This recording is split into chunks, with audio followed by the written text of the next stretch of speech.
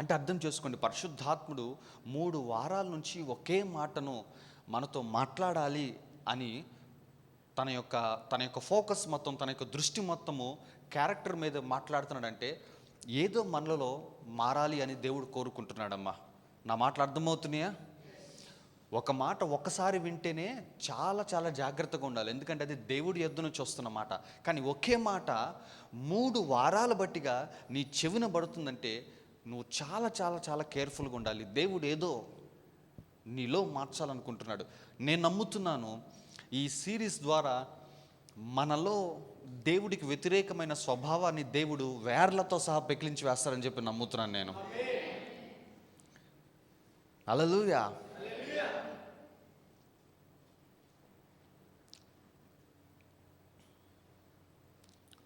ఎందుకంటే మన స్వభావము మారలేదంటే ఇంక మన రక్షణ ఎందుకు? సార్ పరలోకం వెళ్తాం, మా పరలోకం గ్యారంటీ. నేను మరలా చెప్తున్నాను, పరలోకం గురించి ఎవరు భయపడమాకండి, ఎవరు ఆందోళన పడమాకండి. నేను వెళ్తానో వెళ్ళను అని చెప్పేసి రక్షించబడిన ప్రతి ఒక్కడు పరలోకానికి అర్హుడు, పరలోకం వెళ్తాడు. బట్ ద థింగ్ ఏంటంటే హౌ యు ఆర్ గోయింగ్. నువ్వు మారి పరిపూర్ణుడిగా ప్రభు యుద్ధకు వెళ్ళావంటే నీకు బహుమానాలు ఉంటాయి. అక్కడ బలా నమ్మకమైన మంచి దాసుడు అనుకు బిరుదు ఉంటుంది, జీవవృక్ష ఫలం ఉంటుంది, కిరీటములు ఉంటాయి, రకరకాల ఉంటాయి. కానీ ఇవేమి మారకుండా ప్రభు యుద్ధకు నువ్వు వెళ్ళావంటే ఏమీ ఉండవు, ఒట్టిగానే ఉండాల్సిన పరిస్థితి ఉంటుంది. అందుకు నేను చెప్తున్నానమ్మా, నేను కాదు, పరిశుద్ధాత్ముడు మాట్లాడుతున్నాడు. ఈ దినము కూడా నీ స్వభావం గురించి మాట్లాడుతున్నాడు. దేవునికి స్తోత్రం కలుగాక. హల్లెలూయా, హల్లెలూయా. చాలామంది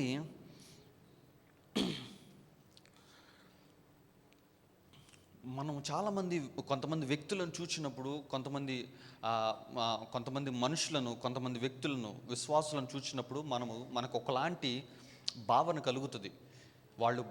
వాళ్ళు అన్య భాషలు ఎక్కువసేపు మాట్లాడినప్పుడు కానీ, వాళ్ళు ప్రవచించటము చేసినప్పుడు కానీ, వాళ్ళు స్వస్థపరిచినప్పుడు కానీ, అపవాద చేత పీడించబడుతున్న వారికి విడుదల కలిగించినప్పుడు కానీ, ఇటువంటివి వాళ్ళ ద్వారా ఈ కార్యాలు జరుగుతున్నప్పుడు మనం వాళ్ళని చూసినప్పుడు మనం ఏమనుకుంటామంటే, అబ్బా దేవుడితో ఇతనికి మంచి సహవాసం ఉంది, దేవుడితో ఇతనికి మంచి సంబంధం ఉంది, దేవుడితో ఇతనికి మంచి రిలేషన్షిప్ ఉంది, కాబట్టి అతడి ద్వారా ఈ కార్యాలు జరుగుతాయని చెప్పేసి మనలో చాలామంది అనుకుంటాం. నిజమా కాదా? ఎవరన్నా ప్రవచిస్తున్నప్పుడు కానీ, ఎవరన్నా స్వస్థతలు చేస్తున్నప్పుడు, ఎవరన్నా విడుదల ప్రకటిస్తున్నప్పుడు మనం ఏమనుకుంటాం? అబ్బా మంచి దేవుడితో సహవాసం ఉన్నవాళ్ళు రా, కాబట్టే ఇటువంటి కార్యాలు జరుగుతున్న వాళ్ళల్లో అనుకుంటాము. కానీ చాలాసార్లు అది తప్పమ్మా, అలా జరగదు.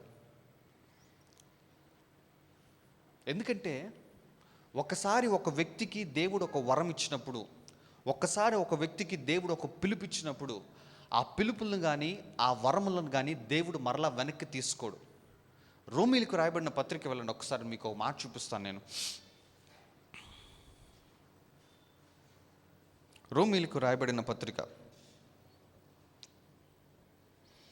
11వ అధ్యాయము 29వ వచనము. రోమీలకు రాయబడిన పత్రిక 11వ అధ్యాయము 29వ వచన భాగం. ఏలయనగా దేవుడు తన కృపా వరముల విషయములోను పిలుపు విషయములోను పశ్చాత్తాపడడు. చాలమ్మా, తెలుగు బైబిల్లో పశ్చాత్తాపడను ఉంది. ఇంగ్లీష్ బైబిల్ ఏముంది తెలుసా? కృపావరాల్ని కానీ పిలుపులు కానీ దేవుడు వెనక్కి తీసుకోవడం. చదువు ఒకసారి ఆ మాట. ఒక్కసారి ఒక వ్యక్తికి కృపావరం ఇచ్చారా, ఒకసారి ఒక వ్యక్తికి ఒక పిలుపునిచ్చాడా, ఆ పిలుపులోనే ఉంటాడు. ఉదాహరణకు చెప్పాలంటే సౌలు, తన పిలుపేంటి? సౌలు పిలుపేంటి? రాజుగా దేవుడు పిలుచుకున్నాడు. కానీ ఈ మధ్యలోనే అతడి యొక్క అవిధేయతను బట్టి దేవుడు సౌలుని విసర్జించేశాడు. సౌలు విసర్జించబడిన తర్వాత కూడా తన జీవితం యొక్క చివరి దినం వరకు రాజుగానే కొనసాగాడు. మనందరికి తెలుసలేదా? దావీదుని రాజుగా ఎన్నుకున్న తర్వాత కూడా సౌలు ఇంకా సింహాసనం మీద కూర్చున్నాడు, ఇంకా పరిపాలన చేస్తూనే ఉన్నాడు. తన జీవితం యొక్క చివరి దినం వరకు he was on the throne, తన సింహాసనం మీదే ఉన్నాడు. కానీ దేవుడు ఎప్పుడో అతన్ని విడిచిపెట్టేసేసాడు. అలాగే సంసోన్ చూడండి, ఎప్పుడైతే నాజీరు చేయబడిన వాడు మృతమైనది తినకూడదు, ద్రాక్షరసము త్రాగకూడదు అన్నాడు, అయినప్పటికీ అతడు మృతమైనది ఆ యొక్క మృత కళేబరం దగ్గర ఆ తేనె తిన్నప్పుడు అయితేనేమి, ఆ ద్రాక్షరసం తీసుకున్నప్పుడు అయితేనేమి, అప్పుడే అతని మీద ఉన్న దేవుని యొక్క సన్నిధి అతను విడిచిపెట్టి వెళ్ళిపోయింది. బట్ స్టిల్ అతడి జీవితం యొక్క చివరి దినం వరకు కూడా బలముగా ఉన్నాడు, తన కృపావరాల్లో తను వాడబడుతూ ఉన్నాడు. అందుకే నేను చెప్తున్నానమ్మా, మనం చాలామంది వ్యక్తులను చూచినప్పుడు వాళ్ళు ఈ వరాల్లో వాడబడుతున్నప్పుడు, వాళ్ళు గొప్పగా కార్యాలు చేస్తున్నప్పుడు మనం చూసి ఏమనుకుంటామంటే, అబ్బా దేవుడితో ఇతనికి మంచి సహవాసం ఉందేమో అనుకుంటారు. కానీ చాలా రాంగ్ అమ్మా. ఎస్, కొంతమంది దైవజనులు దేవుడితో మంచి సహవాసం కలిగి ఉండి వరములతో వాడబడుతున్న వాళ్ళు ఉన్నారు. నేను అందరినీ అనటం లేదు, బట్ చాలాసార్లు మనం రాంగ్ అనుకుంటాం. మనం దేవుడితో ఒక సహవాసం లేకపోయినప్పుడు కూడా వరములతోటి వాడబడగలం. ఎందుకంటే గతంలో ఎప్పుడో ఆ వరం దేవుడు మనకిచ్చాడు కాబట్టి ఆ వరం అలాగే ఉంటుంది. ఆ వరాన్ని దేవుడు వెనక్కి తీసుకోడు. కాబట్టి చూడండి, భాషలు మాట్లాడుతూనే ఉంటారు చాలామంది ప్రవచనాలు చెప్తూనే ఉంటారు, చాలామంది చాలా కార్యాలు చేస్తూ ఉంటారు. సో వరములు కానీ పిలుపులు కానీ ఒకసారి ఒక వ్యక్తికి ఇవ్వబడిన తర్వాత దేవుడు వాటిని వెనక్కి తీసుకోడు.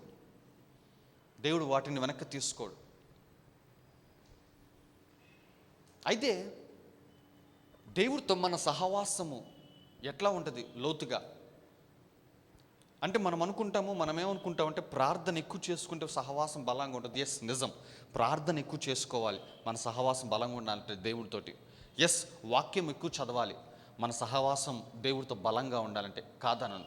ఫాస్టింగ్ ప్రేయర్స్లో నేను ఒకసారి ఒక మాట చెప్పాను, దైవజనుడితో నీ సహవాసం కరెక్ట్గా ఉంటే దేవుడితో నీ సహవాసం కరెక్ట్గా ఉంటుంది అని చెప్పేసి.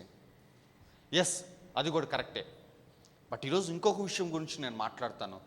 మొదటి యోహాను రాసిన మొదటి పత్రిక 1వ అధ్యాయము 6వ వచనము 7వ వచనం చదవమ్మా. మరలా చదువు నాన్న. ఆయనతో కూడా సహవాసము గలవారమని చెప్పుకొని చీకటిలో నడిచిన ఎడల మనము అబద్ధమాడుచు సత్యమును జరిగింపకుందుము. చూడండి ఏమంటున్నాడు, ఆయనతో సహవాసం గలవారమని, దేవుడితో నాకు సహవాసం ఉంది అని చెప్పుకుంటూ చీకటిలో నడిస్తే మనం ఏంటంట, అబద్ధం ఆడుతున్నట్లు లెక్క. పాస్టర్ గారు, చీకట్లో నడవటం అంటే ఏంటంటే ముందు వెలుగేంటో తెలుసుకోవాలి. కంటిన్యూ చేయమని 7వ వచనము. అయితే ఆయన వెలుగులో ఉన్న ప్రకారము మనము వెలుగులో నడిచిన ఎడల మనము అన్యోన్య సహవాసము గలవారమై ఉందుము. చూడండి, ఆయన వెలుగులో ఉన్న ప్రకారము మనము వెలుగులో నడిస్తే మామూలు సహవాసం కాదంట. ఏ సహవాసం ఉంటుంది? అన్యోన్య సహవాసం అంటే ఏంటి? లోతైన సహవాసం, పెనవేసుకున్న సహవాసము. ఎప్పుడు కలుగుతుంది? ఆయన వెలుగులో ఉన్న ప్రకారము మనము వెలుగులో నడిస్తే. ఈ వెలుగేంటి, ఈ చీకటి ఏంటి పాస్టర్ గారు? ఫిలిప్స్ బల్బు పెట్టుకోవటమా వెలుగులో నడవటం అంటే? లేదంటే పార్కిల్ని పెట్టుకొని నడుచుకోవటమా వెలుగులో నడవటం అంటే? కాదు. బైబిల్ గ్రంథం స్పష్టంగా చెప్తుంది. అదే మొదటి యోహాను 2వ అధ్యాయము 9వ వచనం నుంచి చదువమ్మా. ఈ వెలుగేంటో లేఖనం స్పష్టంగా చెబుతూ ఉంటుంది. వెలుగులో ఉన్నానని చెప్పుకొనుచు తన సహోదరుని ద్వేషించువాడు ఇప్పటి వరకును చీకటిలోనే ఉన్నాడు. అది వెలుగులో ఉన్నానని చెప్పుకుంటూ, అంటే యేసుక్రీస్తు వెలుగులో ఉన్నాడండి, నేను యేసుక్రీస్తు నమ్ముకున్నానండి, ప్రతిరోజు ప్రార్థన చేస్తున్నాను, ప్రతిరోజు వాక్యం చదువుకుంటున్నాను, రోజుకు 1 గంట అన్య భాషల్లో మాట్లాడుతున్నాను, వాగ్దానాలు ఒప్పుకుంటున్నాను, ఇన్ని చేస్తున్నాను పాస్టర్ గారు, కాబట్టి నేను వెలుగులో ఉన్నాను కదా అంటే, ఇదిగో ఒక క్లాజ్ ఉంది. ఏంటంట? వెలుగులో ఉన్నానని చెప్పుకొనుచు తన సహోదరుని ద్వేషించువాడు ఇప్పటి వరకును చీకటిలోనే ఉన్నాడంట. చీకటిలోనే ఉన్నాడు అంటే ఆడు ప్రవచించిన ఎక్కడున్నట్టు? చీకటిలోనే ఉన్నాడు. ప్రార్థన చేసిన ఎక్కడున్నట్టు? వాక్యం చదివిన ఎక్కడున్నట్టు? ఉపవాసం ఉన్న ఎక్కడున్నట్టు? ఇప్పుడు చీకట్లో ఉన్నవాడు అన్యోన్య సహవాసం కలిగి ఉంటాడా? లేడు. అన్యోన్య సహవాసం గలవాడే ఉండాలంటే ఏమనుంది? 7వ వచనంలో, మొదటి అధ్యాయం 7వ వచనము, అయితే ఆయన వెలుగులోనున్న ప్రకారము, ఆయన వెలుగులో ఉన్న ప్రకారము మనమును వెలుగులో నడిచిన ఎడల అప్పుడు మనము అన్యోన్య సహవాసం వెలుగులో నడిస్తే దేవుడితో నీకున్న సహవాసము ఉండదు. ఎట్లా ఉంటుందంట? అన్యోన్య సహవాసం. అంటే ఎట్లా ఉంటుంది పాస్టర్ గారు అంటే, నడిచి చూడు నీకు అర్థమవుతుంది. అందుకే భక్తుడు ఒక పాట రాశాడు, చెప్పన సఖ్యము కాని సంతోషము అని చెప్పేసి. అంటే ఆ సంతోషము, ఆనందము, ఆ ఫీల్ చెప్పలేనిది, అనుభవిస్తేనే తెలుస్తుంది.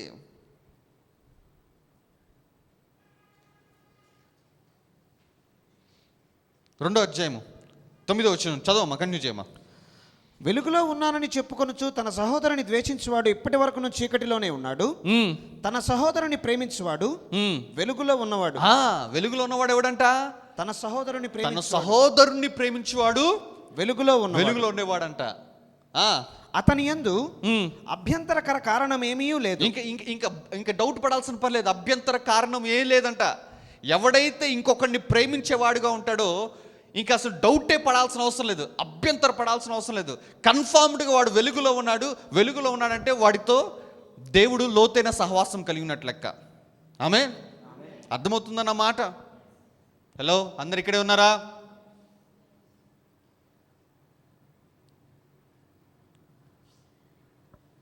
పాస్టర్ గారు ఈ సహవాసాలు ఎన్ని కాదు కానీ పాస్టర్ గారు ఒక అద్భుతం చేయండి, స్వస్థతలు కావాలి మాకు, మా ఇంట్లో సమస్య పోవాలి. ఇవన్నీ కారణం ఏందో తెలుసా? సహవాసం లేకని. ఇవన్నీ సహవాసం ఉన్నోడితోటి దేవుడు వాడుతూ ఉంటాడు కాబట్టి శ్రమలు కానీ సమస్యలు కానీ నీ దగ్గర రావాలంటే ముందు ఆయన అడిగి రావాల్సి వస్తుంది. ఇవన్నీ లోపం ఏంటంటే, ఇవన్నీ జరగటానికి గల కారణం ఏంటంటే సహవాసం లేక. అందుకే దేవుడు వేర్లతో డీల్ చేస్తున్నాడు. గత 3 వారాల నుంచి నీ జీవితం యొక్క పైన కాదు, వేర్లను పట్టుకుంటున్నాడు దేవుడు. పరిశుద్ధాత్ముడు వేర్లతో డీల్ చేస్తున్నాడు, నీ స్వభావంతో డీల్ చేస్తున్నాడు. ఎందుకంటే నీ స్వభావము, నీ వేరు మారిందా, నీ జీవితము, నీ చెట్టు ఫలాలు మొత్తం మారిపోతాయి.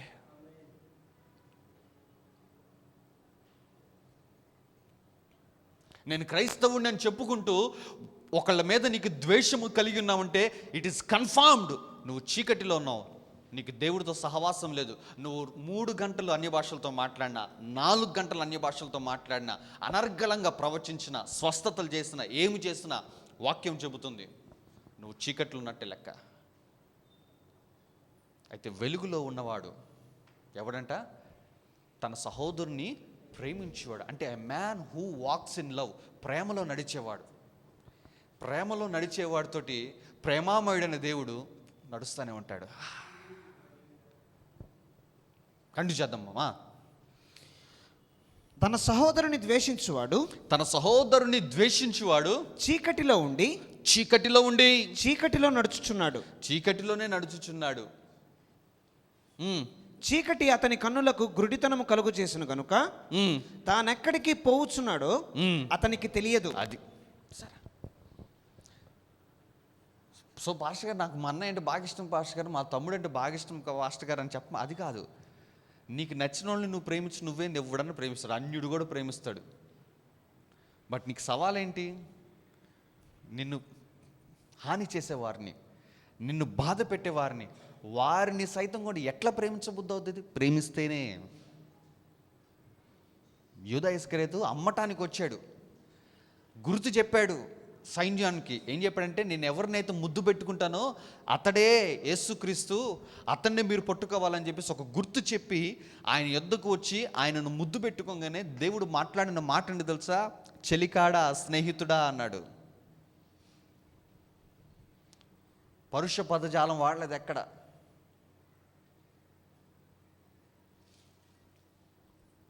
వెలుగులో నడవటం అంటే అదే. అందుకే ఆ టైంలో కూడా తండ్రి అనే దేవుడితో ఆయనకి ఒక మంచి సహవాసం ఉంది. అందుకే అంటాడు, నేను ఇప్పుడు నా తండ్రిని వేడుకుంటే పరలోక సైన్యం వస్తుంది అని చెప్పేసి అంటాడు. ఎట్లా చెప్పగలేడు? అంత కాన్ఫిడెంట్గా నేను ఇప్పుడు ప్రార్థన చేస్తే పరలోకం నుంచి సైన్యం వస్తుందని ఎట్లా చెప్పగలిగాడు? He has a relationship. పరలోకంతో ఒక సహవాసము, దేవుడితో ఒక సహవాసం మెయింటైన్ చేస్తున్నాడు. ఆ టైంలో కూడా తన సహోదరుని ప్రేమిస్తూ ఏమాత్రము లోపల ద్వేషం పెట్టుకోలేదు, ఏమాత్రం అతని మీద వ్యతిరేకత హృదయంలో చోటు ఇవ్వలేదు. ఆ టైంలో కూడా చెలికాడా, స్నేహితుడా అని పిలిచాడు. ఒక వ్యక్తి ఎప్పుడైతే అటువంటి ఒక మెచ్యూరిటీ, క్రైస్తవ్యంలో అటువంటి ఒక స్థితిలోకి వెళ్తాడో, నేను చెప్తున్నానమ్మా, దేవుడితో మీకున్న సహవాసం గురించి మీరు ఇంక డౌట్ పడాల్సిన పని లేదు. నువ్వు దేవుడితోటి అన్యోన్య సహవాసం కలిగినట్లు లెక్క. నో మ్యాటర్ నువ్వు ప్రవచించినా ప్రవచించకపోయినా, నీకు స్వస్థత వరం ఉన్నా లేకపోయినా, అద్భుతాలు చేసే వరం ఉన్నా లేకపోయినా, భాషలు మాట్లాడే ఇది ఉన్నా లేకపోయినా, ఏమి ఉన్నా ఏమి లేకపోయినా, నువ్వు గనక ప్రేమలో నడిచే వ్యక్తివైనట్లయితే డౌటే పెట్టుకోవాల్సిన పని లేదు. నువ్వు దేవుడితోటి అన్యోన్య సహవాసం కలిగినట్లెక్క. అది నేను చెప్పటం లేదు, లేఖనము సాక్ష్యం పలుకుతుంది. చదువుతావా ఆ 1వ అధ్యాయం 6-7 వచనాలు మరొక్కసారి? ఆయనతో కూడా సహవాసము గలవారమని చెప్పుకొని చీకటిలో నడిచిన ఎడల మనం అబద్ధమాడుచు అబద్ధమాడుతున్నాం. ఆయనతో సహవాసం ఉంది, నేను చర్చికి వెళ్తున్నాను, నేను ప్రార్థన చేసుకుంటున్నాను, నేను కానుకేస్తున్నాను, నేను దశమ భాగం వేస్తున్నాను, ఉపవాసం ఉంటున్నాను ప్రతి శుక్రవారము అని ఇవన్నీ చేస్తూ నాకు దేవుడితో ఒక మంచి సహవాసం ఉందని చెప్పుకుంటూ, బట్ నీకు ఎవరి మీదన్నా నీ హృదయంలో ద్వేషము పెట్టుకున్నట్లయితే నువ్వు అబద్ధమాడుతున్నట్లెక్క. అయితే ఆయన వెలుగులో ఉన్న ప్రకారము, చూసారా, ఆయన వెలుగులో ఉన్నాడంట. అంటే తన లైఫ్ టైం మొత్తము తన ప్రేమలో నడిచాడు. అందుకే అర్హత లేనోళ్ళు కూడా అద్భుతాలు చేసేస్తూ ఉండేవాడు ఆయన. ఎంత ప్రేమతో నడిచాడంటే, కుష్ఠవ్యాధిగ్రస్తుని మనం ఇళ్లలోనికి రానివ్వం, కుష్ఠవ్యాధితో ఉన్న వాళ్ళని మనం పట్టుకోం, వాళ్ళకి ఏమైనా డబ్బులు ఇవ్వాలన్నా ఏమైనా చేయాలన్నా కానీ దూరంగా ఇట్లేస్తాం. బట్ అదే కుష్ఠవ్యాధిగ్రస్తుడు ఆయన యొద్దకు వచ్చి నన్ను స్వస్థపరచు అంటే ఆయన పట్టుకొని స్వస్థపరిచాడు, ప్రేమను చూపిస్తున్నాడు.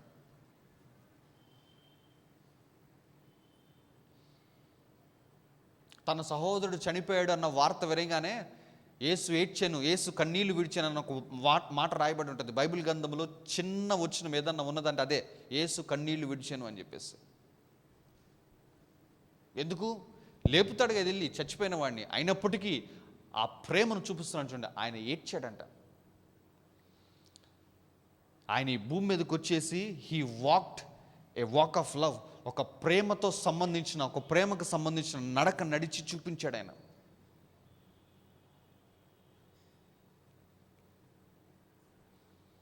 అందుకే ఆయన చనిపోయిన తర్వాత శిష్యులంతా చెదిరిపోయి మరలా చేపలు పట్టుకుందామని వెళ్ళినప్పుడు కూడా వాళ్ళ వెంట వెళ్ళి వాళ్ళని అక్కడ దర్శించి మరలా వాళ్ళని బలపరిచాడు.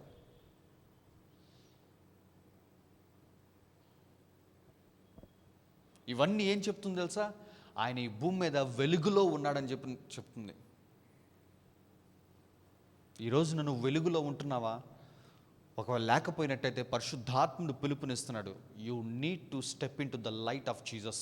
నువ్వు వెలుగులోనికి అడుగు పెట్టాల్సిన ఆవశ్యకత ఏర్పడింది ఈ కాలంలో. దిస్ సీజన్, ఈ కాలము, I pray and I prophesy, ఈ కాలము నేను ప్రార్థిస్తున్నాను, నేను ప్రవచిస్తున్నాను, మనమందరం వెలుగులోనికి అడుగు పెట్టుదుము గాక. Come on, give God some praise. గట్టిగా.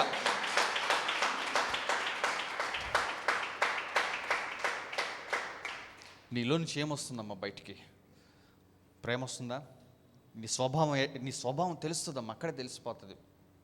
అందుకే యెషయా గ్రంథంకి వెళ్దాం ఒక్కసారి. యెషయా గ్రంథము 5వ అధ్యాయంకి వెళ్ళండి ఒక్కసారి. నా మాటలు అర్థమవుతున్నాయా? Are you learning something? ఏమైనా నేర్చుకుంటున్నారు ఈ ఉదయకాల సమయంలో? యెషయా గ్రంథం 5వ అధ్యాయం చదవమ్మా, మొదటి వచనం చదవమ్మా. నా ప్రియుని గురించి పాడెదను వినుడి, అతని ద్రాక్ష తోటను బట్టి నాకిష్టుడైన వాని గురించి పాడెదను వినుడి.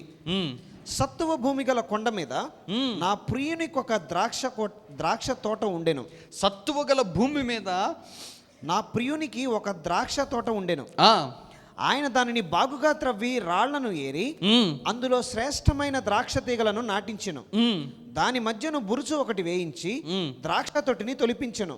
ద్రాక్ష పండు ఫలింపవల్లని. చూడండి ఇక్కడ ఒక యజమానుడి గురించి దేవుడు మాట్లాడిస్తున్నాడు. ఒక యజమానుడి కంట సత్తువ గల భూమి ఉందంట. కొండ మీద ద్రాక్ష చెట్లు, ద్రాక్ష తోటలు ఫలింప చేయటానికి అతనికి ఒక సత్తువ గల భూమి ఉందంట. ఎస్, ద్రాక్ష చెట్లు కానీ ద్రాక్ష తోటలు మీరు చూడండి, శ్రేష్టమైన ద్రాక్ష చెట్లు లేదంటే శ్రేష్టమైన ద్రాక్ష పండ్లు అని ఎప్పుడు చెప్పగలమంటే అవి కొండల మీద పండినప్పుడు చెప్తారు. మీరు గూగుల్లో చూడండి, కొండల మీద పండే ఆ ద్రాక్ష చెట్లకు కానీ ఆ యొక్క హార్వెస్ట్కి చాలా మంచి పేరు ఉంటుంది. అవే మంచి పండ్లు అంటారు. ఎందుకు? కొండల మీద పండించిన ఎట్లా ఉంటాయంటే డైరెక్ట్గా సన్ రైజ్ వాటికి తగులుతూ ఉంటుంది, సూర్యకిరణాలు తగులుతూ ఉంటుంది, పొల్యూషన్ ఉండదు.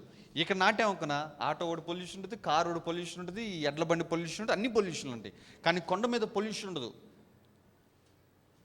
వర్షము పడినా కూడా కరెక్ట్గా దాని మీద కరెక్ట్గా పడుతుంది. సో కొండల మీద పండించే ద్రాక్ష తోటలకి చాలా మంచి పేరు ఉంటుంది. అసలు ద్రాక్ష తోటలు పండించేది కొండల మీద. ఇంకా చెప్పాలంటే ఇక్కడ ఒక యజమానుడికి సత్తువ భూమి గల కొండ మీద నా ప్రియుడికి ఒక ద్రాక్ష తోట ఉన్నది. చదువమ్మా. ఆయన దానిని బాగుగా త్రవ్వి. ఆయన ఏం చేశాడంట? సత్తువ గల భూమి కదా అని చెప్పేసి వదిలేదు. ఏంటంటే దాన్ని బాగుగా త్రవ్వి రాళ్లను ఏరి అందులో శ్రేష్టమైన ద్రాక్ష తీగలను నాటించాను. అందులో మళ్ళీ ఏం తీగలు నాటించాడు? శ్రేష్టమైనవి. అంటే మొక్కలు కొన్నాడు. ఎటువంటి మొక్కలు అంటే ద్రాక్ష మొక్కలు శ్రేష్టమైనవి. ది బెస్ట్ ల్యాండ్, సత్తువ గల భూమి. ఎక్కడుంది ఆ భూమి? కొండ మీద ఉన్నది. రాళ్ళు తవ్వేశాడు, భూమి అంతా సాగు చేశాడు, శ్రేష్టమైనవి తీగలు కొన్నాడు. ఇంకంత మంచిదే ఉంది అక్క. చదవమ్మా. దాని మధ్యన బురుజు ఒకటి వేయించి, పైగా దాని మధ్యలో బురుజు ఒకటి వేయించాడు. ఎందుకు బురుజు అంటే ఏంటి? Watch tower. అంటే ఆ తోటమాలి కానీ ఆ పని చేసే వాళ్ళు కానీ అందులోనే ఉండిపోయి ఆ తోటను గమనించుకుంటా ఉంటారు వాళ్ళు. బురుజు ఒకటి వేయించాడంట. ద్రాక్ష తొట్టిని తొలిపించను. ద్రాక్ష తొట్టిని కూడా తొలిపించుకున్నట్టు. ఎందుకు? పండ్లు వచ్చినప్పుడు, పండ్లు పండినప్పుడు అవి తొక్కి ద్రాక్షరసం తీయాలి కదా. ఆ తొక్కటానికి, ద్రాక్షరసం తీయటానికి ఒక తొట్టిని కూడా తొలిపించుకున్నాడంట. He was prepared for harvest. ద్రాక్ష పండ్లు ఫలింపవలనని ఎదురు చూచుచుండెను. కానీ అది కారు ద్రాక్షలు కాచెను. కానీ అవేం కాసిందంట? కారు ద్రాక్షలు కాచెను. ఏం కాచాయి? కారు ద్రాక్షలు కాచాయి. లోపమేంటి? చదవమ్మా, కంటిన్యూ చేయమ్మా. కావున యెరూషలేము నివాసులారా, యూదావారులారా, నా ద్రాక్ష తోట విషయము నాకు న్యాయము తీర్చవలని మేము వేడుకొనుచున్నాను. నేను నా ద్రాక్ష తోటకు చేసిన దానికంటే మరి ఏమి దానికి చేయగలను? అది ద్రాక్ష పండ్లు కాయనని నేను కనిపెట్టినప్పుడు అది కారు ద్రాక్షలు కాయటకు కారణమేమి? ఆలోచించుడి. చూసారా, దేవుడు అంటున్నాడు ఆలోచించుకోండి అంటున్నాడు దేవుడే. ఇక నేను చేసిన దానికంటే మరి ఏమి చేయగలను అంటున్నాడు. చూడండి, ఆ మాట ఉందా లేదా? నేను నా ద్రాక్ష తోటకు చేసిన దానికంటే మరేమి దానికి ఇంకేం చేయగలను? మంచి భూమి, కొండ మీద ఉన్న భూమి, రాళ్ళు కూడా లేకుండా మొత్తం సాగు చేశాడు. సరే, నాటిన మొక్కలు ఏమైనా పిచ్చి మొక్కలా? కాదు, శ్రేష్టమైనవి. ఇన్ని తీసుకొచ్చి ఇన్ని చేసిన అయినప్పటికీ దాని నుంచి వచ్చిన పండ్లు ఏంటే? కారు ద్రాక్షలు వచ్చినాయి, పిచ్చికాయలు, విషమున్న కాయలు. కాబట్టి ఆ యజమాని అంటున్నాడు, నాకు న్యాయం చేయండి.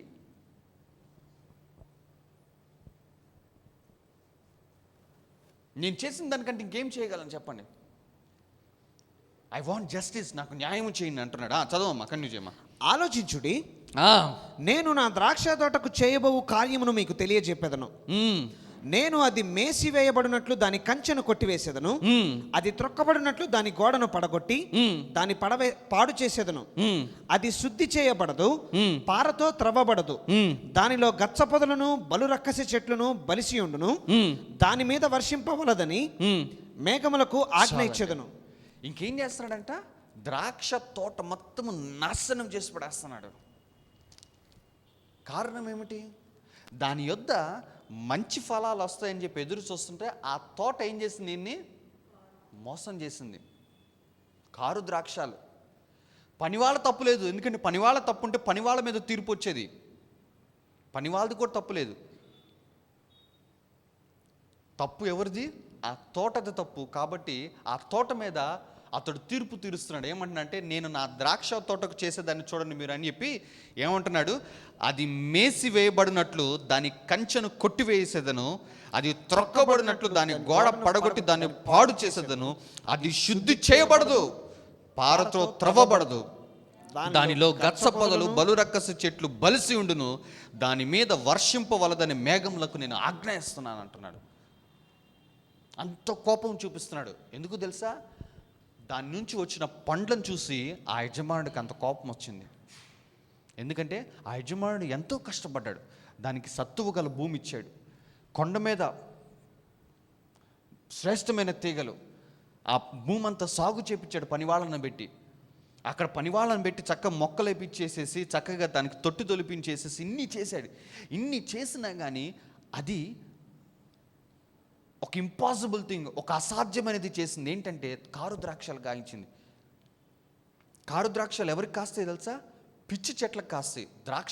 ద్రాక్ష తోటల్లోనే ద్రాక్ష చెట్లే కొన్ని చెట్లు ఉంటాయి, హైబ్రిడ్ ఏదో అంటారు వాటికి కాస్తాయి. అవి కేవలము దాని అపియరెన్స్ ఎట్లుంటుందంటే ద్రాక్ష పండులాగా ఉంటాయి, కానీ అవి తినడానికి కానీ తాగటానికి కానీ పనికిరావు. దాంట్లో విషం ఉంటుంది. అవి వేరే వాటికి వాడుతూ ఉంటారు. శ్రేష్టమైన తీగల నుంచి కారు ద్రాక్షలు రావటము అసాధ్యము, కానీ అది జరిగింది అని యూదా వారులారా, ఇజ్రాయేల్ వారులారా, నాకు న్యాయము తీర్చండి, ఆలోచించండి అంటున్నాడు. నేను దీని గురించి ఆలోచిస్తున్నప్పుడు, నేను దీని గురించి మాట్లాడుతున్నప్పుడు దేవుడు నాతో మాట్లాడాడు. ఆ శ్రేష్టమైన తీగలంట ఈ నాటిన తర్వాత నుంచి పంట వచ్చే ఈ గ్యాప్లో ఎక్కడో దాని స్వభావాన్ని అవి మార్చుకున్నాయంటే, ఆ స్వభావాన్ని మార్చుకున్న విషయము యజమానుడు గుర్తించలేదు, పనివాడు కూడా గుర్తించలేదు. అంటే వాళ్ళ కంట పడకుండా లోపల ఆ ద్రాక్ష తీగలు వాటి స్వభావాన్ని మార్చేసుకుని దానికి తగ్గట్టుగా కారు ద్రాక్షలు వచ్చేస్తున్నాయి. అర్థమవుతుందన్నమాట.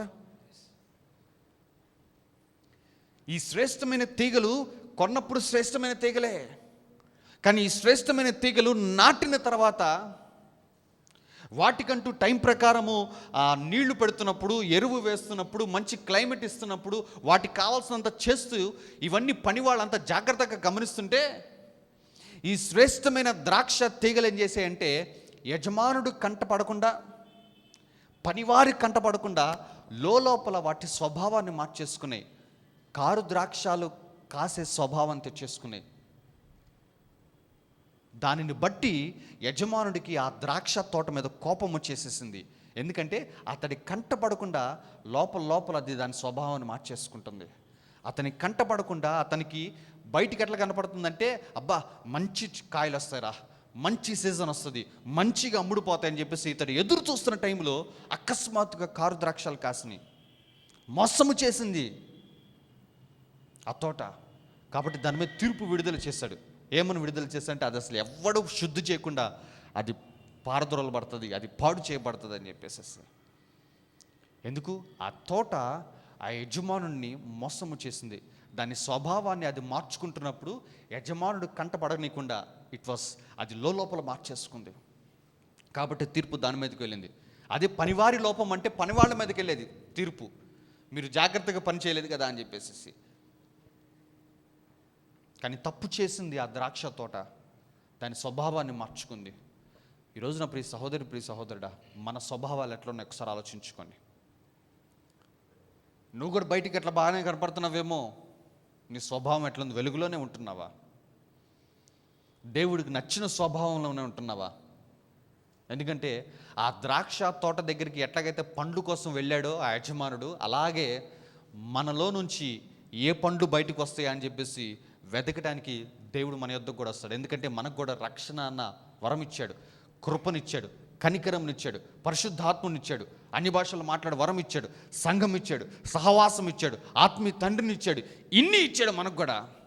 ఆ ద్రాక్ష తోటకు గనక సత్తువ గల భూమిని ఇచ్చినట్టు, కొండ మీద ఇచ్చినట్టు, శ్రేష్టమైన తీగలు ఇచ్చినట్టు, రాళ్ళు కూడా లేకుండా మొత్తం త్రవ్వి ఆ నేలను శుద్ధి చేసి అంత సమకూర్చి అట్లా పెట్టినట్లుగా ఈ రోజున విశ్వాసులమైన మనకు కూడా, దేవుని బిడ్డలకు కూడా దేవుడు ఏం చేశాడంటే మంచి సహవాసం ఇచ్చాడు, మంచి సంఘాన్ని ఇచ్చాడు, రక్షణ ఇచ్చాడు, కృపావారాలు ఇచ్చాడు, పరిశుద్ధాత్మని ఇచ్చాడు.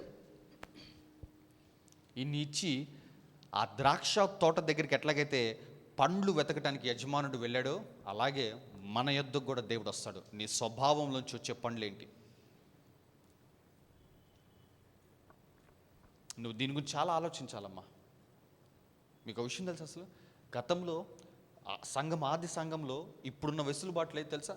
ఆది సంఘం ఎట్లుండే తెలుసా? అపోస్తలుడైన పౌలు ఎక్కడో ఉండి చెరసాల్లో ఉండి పత్రికలు రాస్తే అవి ఓడలో ప్రయాణం చేసి కొన్ని నెలలకి సంవత్సరాలకి ప్రయాణం చేసి సంఘాల దగ్గరికి వెళ్ళేది. ఆ సంఘంలో ఉన్న ఆ సంఘ కాపరి ఆ పత్రికలు ఇప్పి చదివి దానికి ఆ సంఘానికి బోధించి మరలా అక్కడి నుంచి ఇంకొక సంఘము, ఒక ఎఫెసీలో ఎన్నో సంఘాలు ఉన్నాయి, కొరింథీలో ఎన్నో సంఘాలు ఉన్నాయి. అలా సంఘాలన్నిటికీ పంచుకోవడానికి ఒక పత్రిక ఒక సంఘానికి చేరడానికి కనీసము 2-3 సంవత్సరాలు పడుతుంది. దైవజనుడు అవైలబుల్గా లేడు, ఇన్ఛార్జీలు మాత్రమే ఉండేవాళ్ళు.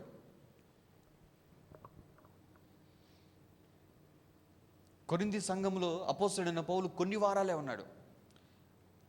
ఫిలిప్పీ సంఘంలో కొద్ది రోజులే ఉన్నాడు. ఒక్క ఎఫెసీ సంఘంలో మాత్రమే అపోస్తలుడైన పౌలు 3.5 సంవత్సరాలు గడిపాడు.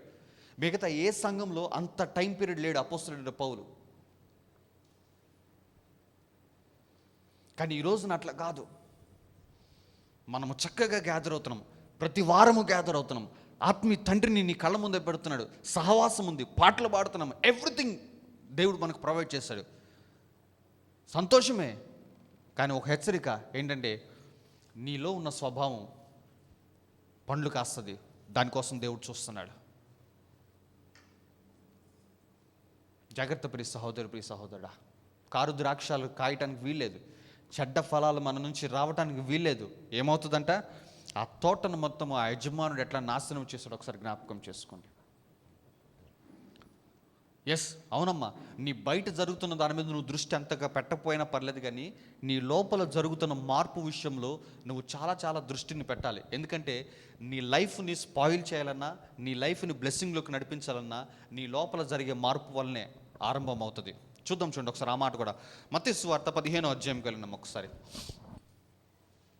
మత్తయి సువార్త 15వ అధ్యాయం 15వ వచనము. మత్తయి సువార్త 15వ అధ్యాయము 15వ వచనము నుంచి 18వ వచనం వరకు చదువునా. అందుకు పేతురు ఈ ఉపమాన భావము మాకు తెలుపుమని ఆయనను అడుగగా ఆయన మీరును ఇంతవరకు అవివేకులై ఉన్నారా?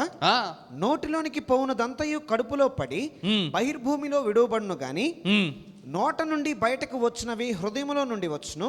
నోట నుండి బయటకు వచ్చినది హృదయములో నుండి వచ్చును. ఇవే మనుషుని మనుష్యుని ఏం చేస్తుందంట? అపవిత్రపరచును. చాలమ్మా. అంటే ఒక వ్యక్తిని స్పాయిల్ చేసేది ఏంటి? బయట ఉన్న పరిస్థితులు కాదు. ఫ్రెండ్స్ వల్ల చెడిపోతున్నాడు పాస్టర్ గారు. ఫ్రెండ్స్ వల్ల చెడిపోడు ఎవడు? పాస్టర్ గారు సినిమాలు చూసి చెడిపోతున్నారు పాస్టర్ గారు. సినిమాలు చూసి కూడా చెడిపోడు ఎవరు. ఒక మనుషుడు అపవిత్రమై దేని నుంచి వచ్చేదంట?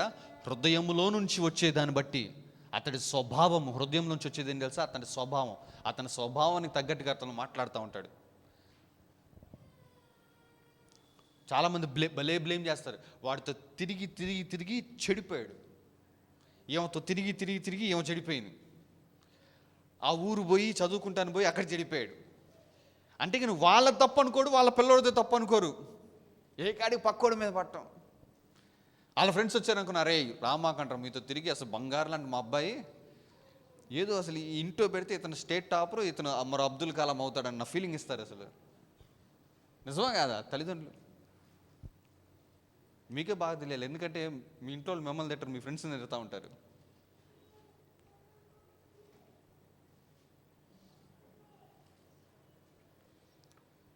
బయట నుంచి వచ్చేవి ఏది మనుషుని అపవిత్రం చేయదంట? ఏంటంట? లోపల నుంచి వచ్చేది మనుషుని అపవిత్రం చేసి. చదువు మా మాట మరలా. 18వ వచనం. నోట నుండి బయటకు వచ్చినవి హృదయములో నుండి వచ్చును. ఇవే మనుషుని అపవిత్రపరచును. ఇదే, ఇంకేం కాదు. ఇదే. సినిమా చూసి పాడైపోతారు, సీరియల్ చూసి పాడైపోతారు, ఇంకా బయట తిరిగితే పాడైపోతారు, బయటికి వెళ్తే పాడైపోతారు. 9 లోపల ఇంట్లో ఉండాలా, 6 లోపల ఇంట్లో ఉండాలా,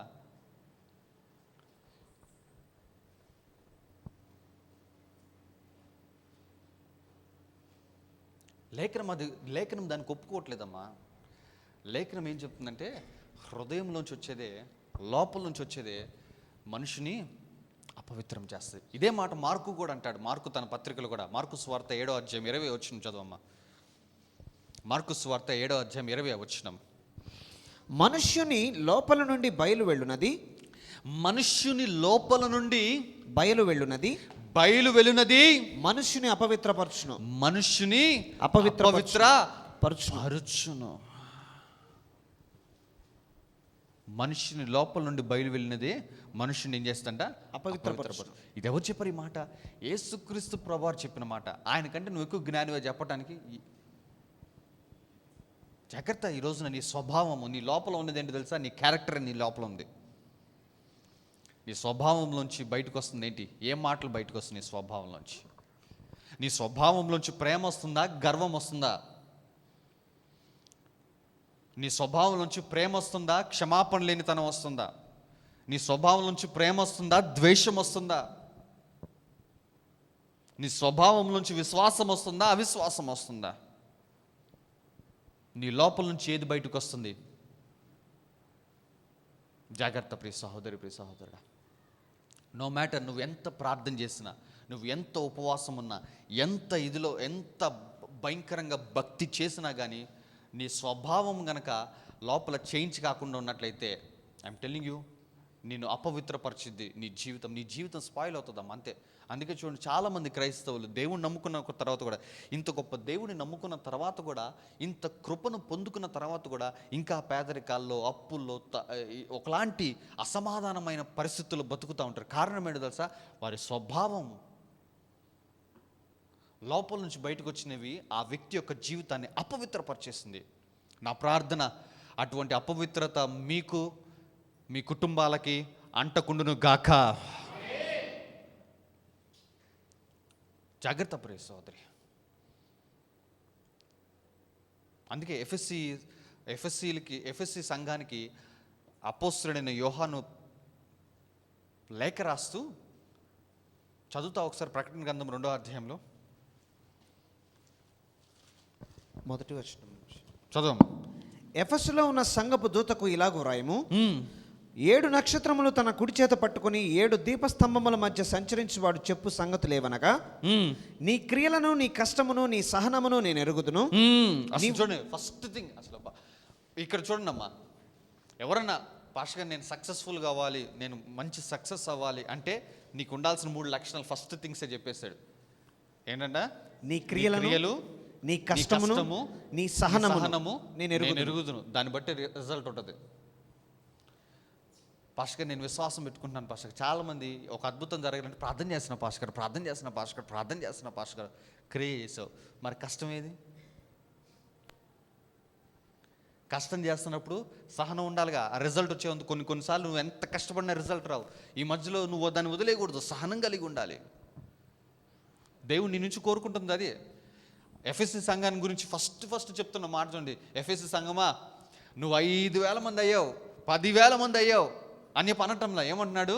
నీ క్రియలు, నీ కష్టము, నీ సహనమును నేను ఎరుగుదును. అబ్బా పాస్టర్ గారు, విశ్వాసం ఉంది పాస్టర్ గారు, నేను పలానా నమ్ముతున్నాను పాస్టర్ గారు, దేవుడు నా జీవితంలో చేస్తాను, దేవుడు నాకు కారు ఇస్తాడని చెప్పి నమ్ముతున్నాను, దేవుడు నాకు ఇల్లు ఇస్తాడని చెప్పి నమ్ముతున్నాను. క్రియ ఏది? విశ్వాస పడుగులు వేయాలి కదా. పాస్టర్ గారు పలానా క్రియలు చేస్తున్నాను పాస్టర్ గారు, దాని గురించి మంచిది. అయితే కష్టం ఏది? దాన్ని స్వతంత్రించుకోవడానికి కష్టం ఏది? సహనం ఏది? ఈ మధ్యలో చాలామంది ఇంత కష్టపడుతున్నా కానీ ఇంత కష్టమైన రిజల్ట్ రావట్లేదని వదిలేస్తారు మనోళ్ళు. అలా వదిలేస్తుంటే స్వాతంత్రం వచ్చేది భారతదేశానికి. ఎంతో కాలం పోరాడారు, ఎంతోమంది చనిపోయారు దేశం కోసం. పట్టు వదలకుండా ఒక సహనముతోటి అదే పనిగా ఒక బృందము కానీ ఒక జనాభా కానీ పోరాడుతుంటే అనేకమైన సంవత్సరాల తర్వాత స్వాతంత్రం వచ్చింది. క్రియ, కష్టము, సహనం అంటది దేవుడు ఆశీర్వదించాడు. ఒక రోజున ఆగస్టు 15 స్వాతంత్రం ఇచ్చాడు దేవుడు. బానిసలుగా ఉన్న మనల్కి విడుదల ఇచ్చాడు దేవుడు. అంతేగాని అరే ఎంత పోరాడుతున్నా, ఎంత ఫిర్యాదులు చేస్తున్నా, ఎంత అర్జీలు పెట్టుకున్నా కానీ ఈ దొరలు మనం వదలట్లేదురా అని చెప్పేసి వదిలేసి ఉంటే స్వాతంత్రం వచ్చేదా? వచ్చేది కాదు. అదే నువ్వు సక్సెస్ అవ్వాలి, దేవుడు నిన్ను గొప్పగా ఆశీర్వదించాలి అని ఆశపడుతున్నావు, క్రియలేవి? కష్టపడుతున్నావా? నీ కష్టమును నేను ఎరుగుతాను అంటున్నాడు దేవుడు, నీ కష్టం చూస్తా అంటున్నాడు దేవుడు. అంటే నువ్వు కష్టపడాలని కోరుకుంటున్నాడు. యాకోబు అంటాడు, పగటి వేళ ఎండకు, రాత్రి వేళ మంచుకు క్షీణించిపోయాను, నిద్ర నా కన్నులకు దూరమైపోయింది. అంతగా కష్టపడ్డాడు యాకోబు. ఎవరి యాకోబు? తన ఇంటి నుంచి బయలుదేరుతున్నప్పుడు దేవుడి యొక్క ప్రత్యక్షతను, దేవుడి యొక్క దర్శనమును పొందుకున్న గొప్ప దైవజనుడు. అంత గొప్ప దైవజనుడు అంత కష్టపడుతున్నాడు. ఎందుకు? దేవుడు కష్టాన్ని బట్టి ఫలితం ఇస్తాడు. నువ్వు కష్టపడుతున్నావు, సహనముందా? మధ్యలో వదిలేస్తున్నావా? అయితే ఇవన్నీ ఉన్నాయి. ఈరోజు చెప్దాం అనుకున్న విషయము, నీ క్రియలు, నీ ప్రార్థన తెలుసు, నీ ఉపవాసం తెలుసు, నీ వాక్య ధ్యానం తెలుసు, నీ కానుకలు, నీ దశం భాగాలు, నువ్వు చేసే సత్కార్యాలన్నీ తెలుసు. అయితే చదువమ్మా, నీవు 4వ వచనము. అయినను మొదట నీకుండిన ప్రేమను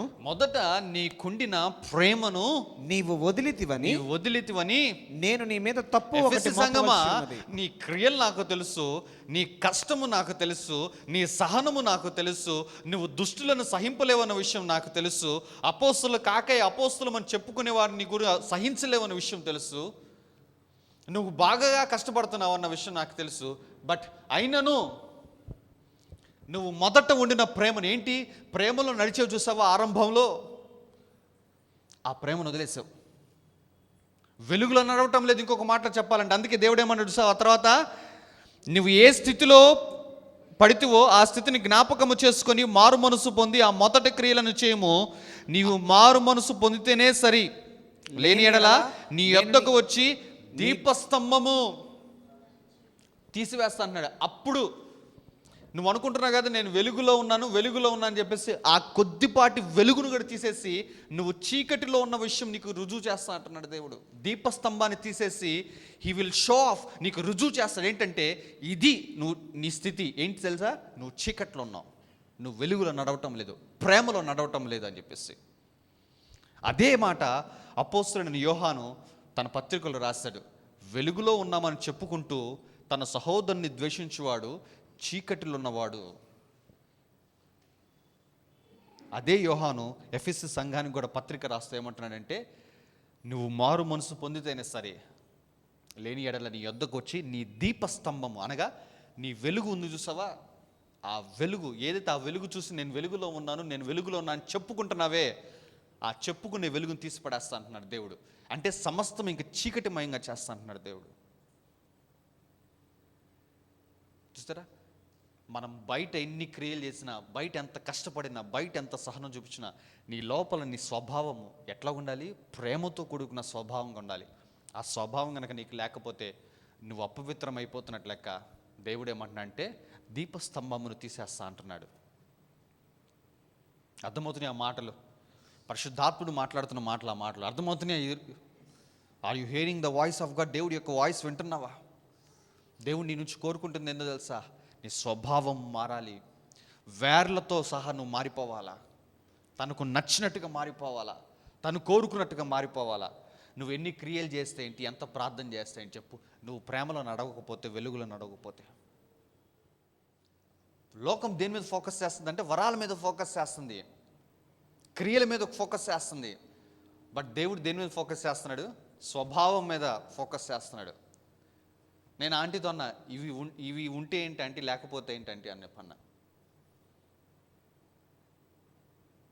అని ఆంటీతో కొంత మాట్లాడాను. బట్ ఈరోజు నేను మీతో మాట్లాడుతున్నానమ్మా.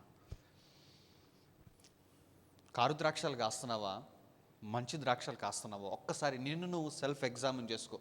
నీకు ఎవరు అవసరం లేదు ఎగ్జామిన్ చేయడానికి. నీలో ఇది తప్పు ఉంది, నీలో ఇది ఉంది, ఇది సరి చేసుకొని నీకు చెప్పాల్సిన అవసరం లేదు. ఇదిగో ఈరోజున పరిశుద్ధాత్ముడితో మాట్లాడుతున్నాడు. నిన్ను నువ్వు సెల్ఫ్ ఎగ్జామిన్ చేసుకో ఒకసారి. What is that coming out of your life? నీ లైఫ్లో నుంచి, నీ హార్ట్లో నుంచి బయటకు వస్తుంది ఏంటి? నీ స్వభావం ఏంటి బయటకు వస్తుంది? కోప స్వభావం, కోపదారినండి, గుర్తుంది ఆయన? ద్వేషము, అసూయ పడటము, కుళ్ళుకోవటము. మనిషి ముందు రాగానే చక్కగా నవ్వుతూ ఉంటారు. ఆంటీ బాగున్నారు, అంటే అంకుల్ బాగున్నారు అంకుల్, అసలు బ్రదర్ బాగున్నారు అంటాం.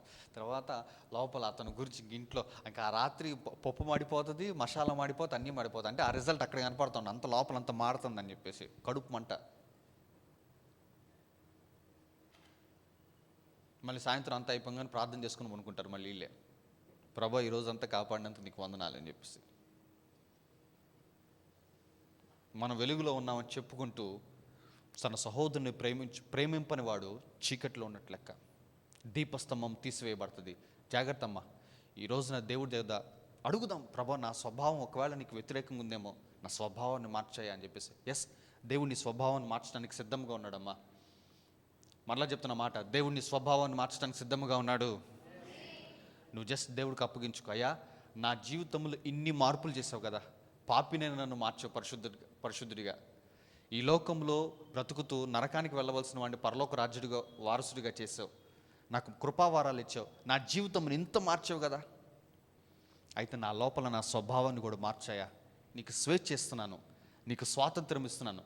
నన్ను సంపూర్ణంగా నీ ఆధీనంలోకి తీసుకొని నీ రూపంలోనికి నన్ను మార్చాయా అని నువ్వు ఒక్క చిన్న ప్రార్థన చేయి. నేను చెప్తున్నానమ్మా, నీ స్వభావాన్ని దేవుడు మార్చడము ఈ దినం నుంచి ఆరంభిస్తాడు. Come on, give God some praise.